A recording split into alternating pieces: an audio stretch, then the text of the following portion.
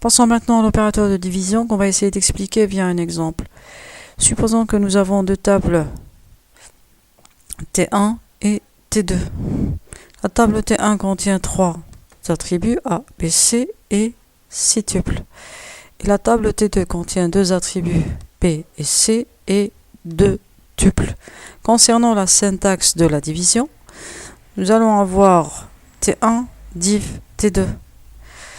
L'opérateur de division en algèbre relationnelle est similaire à l'opérateur de division dans le numérique.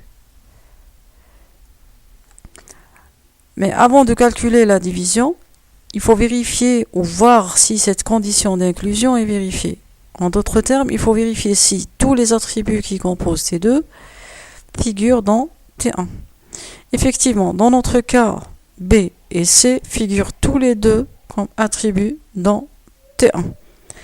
Donc, la division, le calcul de cette division est faisable. Ce qui donne en résultat cette toute petite table, qui est la table T3, qui ne contient que l'attribut A et les deux tuples A1 et A2. Donc, pourquoi l'attribut A et pourquoi les deux tuples A1 et A2?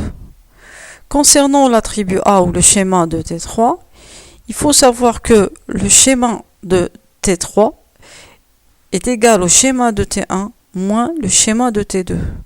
En d'autres termes, T3 ne doit contenir que les attributs de T1 qui ne figurent pas dans T2.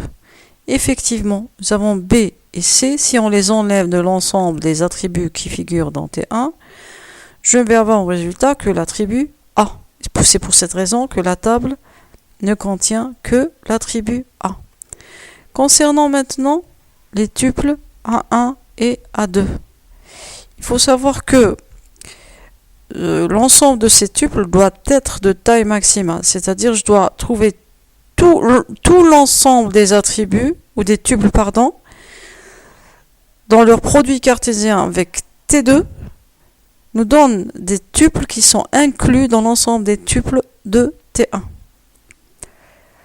Qu'est-ce que ça veut dire? Ça veut dire si je prends A1 combiné avec B1 C4, je vais avoir un tuple de T1. Si je le combine avec B2 C2, je vais avoir un tuple de T1. Si je passe maintenant à A2, c'est la même chose. Si je le combine avec B1 C4, je vais avoir un tuple de T1. Si je le combine avec B2 C2, je vais avoir un tuple de T1. La question que vous allez me poser maintenant, pourquoi on ne prend pas en considération A3? Autrement dit, pourquoi A3 ne figure pas dans T3 alors que sa combinaison avec B1 C4 me donne un tuple de T1? Effectivement, cette combinaison vérifie cette relation. Mais si je combine A3 avec B2, C2, ça me donne un tuple qui n'est pas contenu dans T1. C'est pour cette raison que j'ai pas le droit d'avoir A3 comme tuple dans la table T3. Voilà, j'espère que c'est clair. Si vous avez des questions, il ne faut pas hésiter à me contacter via Moodle ou Google Group.